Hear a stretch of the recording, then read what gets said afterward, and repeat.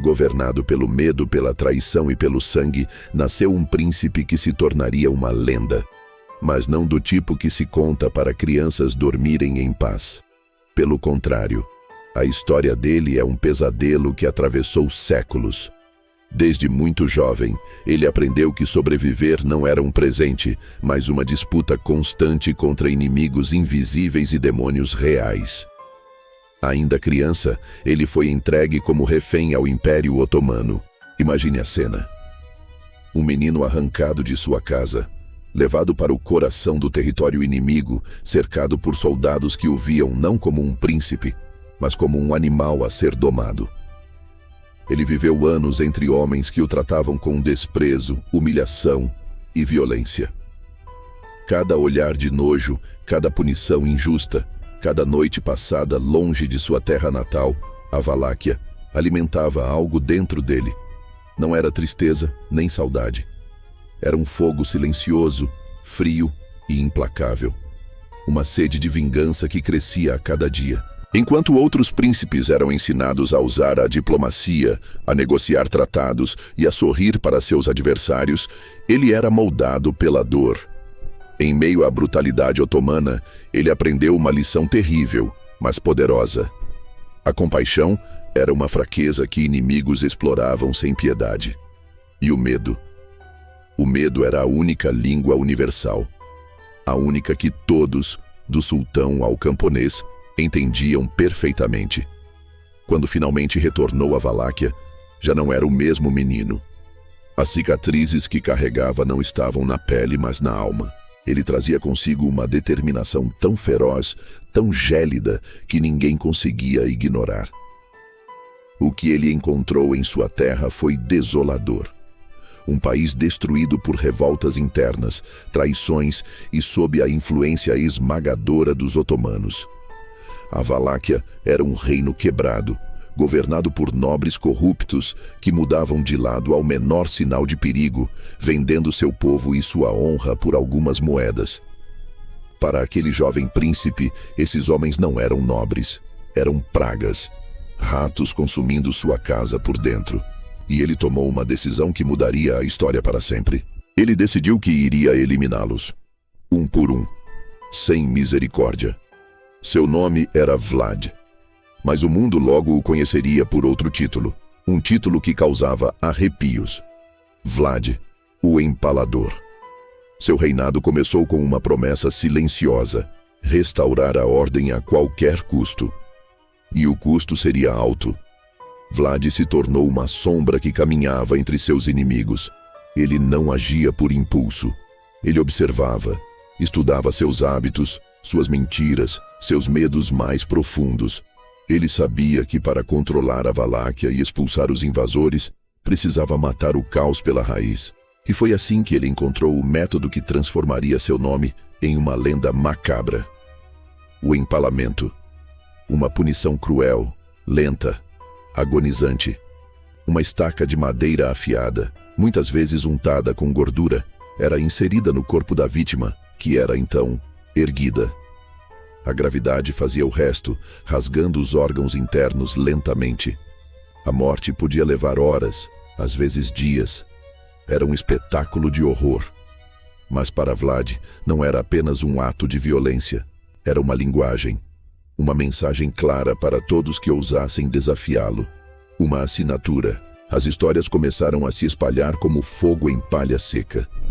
Vilas inteiras acordavam e encontravam os traidores empalados à beira das estradas, formando corredores macabros que anunciavam a presença do príncipe. Homens que antes zombavam de sua autoridade, agora pendiam sobre estacas que atravessavam seus corpos de baixo a cima, agonizando sob o sol para que todos vissem. A visão era tão chocante que até mesmo soldados experientes desviavam o olhar. Alguns vomitavam, mas Vlad não. Ele observava tudo com uma frieza que beirava o inumano. Para ele, cada corpo erguido era um símbolo, um lembrete de que a ordem estava sendo restaurada sobre uma base de terror absoluto. Os otomanos, que o haviam subestimado, logo perceberam que aquele príncipe não era como os outros. Ele não negociava. não recuava.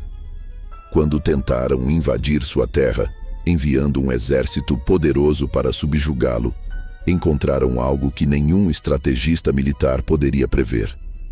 Ao se aproximarem da capital, os soldados turcos se depararam não com um exército, mas com uma floresta de empalados. Milhares de corpos, prisioneiros de guerra otomanos, decompondo-se em estacas que se estendiam por quilômetros. O vento trazia o cheiro da morte, um fedor insuportável. Pássaros se alimentavam dos cadáveres. Mesmo os janízaros, a tropa de elite do sultão, a mais endurecida da época, tremeram ao avançar por aquele cenário de pesadelo.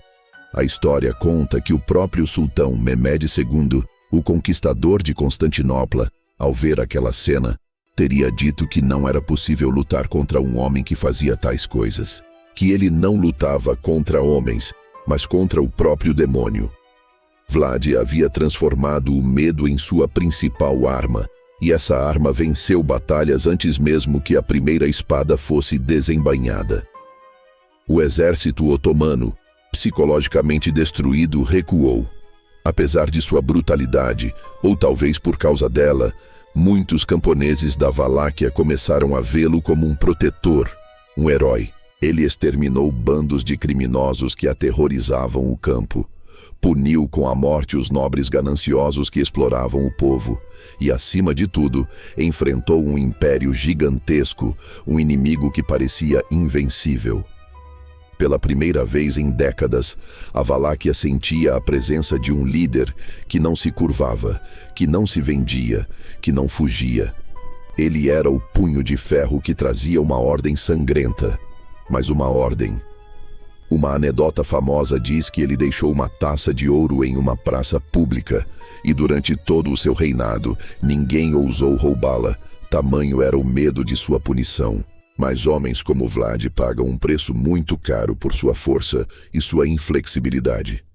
Ele estava cercado por inimigos externos, como os otomanos e os húngaros, e inimigos internos, os boiardos, os nobres que ele havia humilhado e cujas famílias ele havia destruído.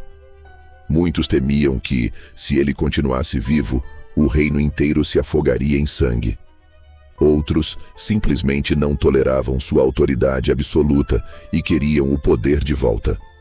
A traição, que ele tanto odiava, estava mais uma vez à espreita. E no final, foi a traição que o derrubou. Capturado. Não por seus inimigos otomanos em batalha, mas por aqueles que deveriam ser seus aliados. Ele foi aprisionado. Quando finalmente foi libertado e tentou recuperar seu trono, sua sorte havia acabado. Quando ele finalmente caiu em batalha, não desabou como um homem derrotado.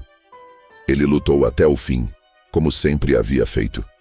Não implorando por piedade, mas com uma mistura de raiva e determinação que deve ter assustado até o último guerreiro que o enfrentou. Sua morte, no entanto, não apagou sua fama. Pelo contrário, ela o elevou a algo maior que um príncipe. Vlad se transformou em um pesadelo, em uma lenda, em um mito. As histórias sobre sua crueldade viajaram mais longe e mais rápido que qualquer exército. Alguns o chamaram de herói nacional da Romênia, o defensor de sua terra contra um império colossal, o homem que sacrificou sua alma para salvar seu povo.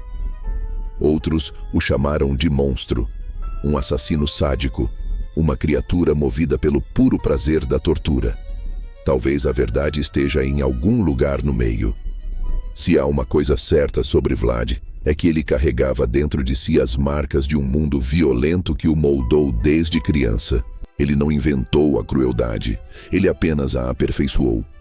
Ele devolveu ao mundo a mesma violência que recebeu, mas de forma amplificada, transformada, elevada a um extremo aterrorizante. Seu nome ecoa até hoje, não apenas por sua brutalidade, mas pelo impacto indelével que deixou na história. A fronteira entre justiça e monstruosidade sempre foi perigosamente estreita para Vlad. E ele caminhou sobre essa linha tênue sem hesitar. transformando seu reinado em uma história sombria que atravessou séculos. Foi essa lenda de crueldade e sangue que, séculos depois, inspirou o escritor irlandês Bram Stoker a criar o personagem de ficção mais famoso do mundo, o Conde Drácula. Embora o Vlad histórico não fosse um vampiro, seu legado de terror foi a semente perfeita para o mito do morto-vivo que se alimenta de sangue. O príncipe da Valáquia se tornou o príncipe das trevas. Vlad, o Empalador. O príncipe que reinou com ferro, fogo e estacas. Um homem que escolheu o terror como sua principal arma e que se tornou imortal, não pela vida que teve, mas pelo medo que provocou. Um guerreiro que jamais será esquecido, porque a crueldade, quando usada com tanta eficiência, sempre encontra uma forma de sobreviver na memória da humanidade. Obrigado por assistir. Se você gostou dessa jornada sombria pela história, não se esqueça de deixar o seu like, se inscrever no canal e ativar o sininho para não perder os próximos vídeos. Até a próxima!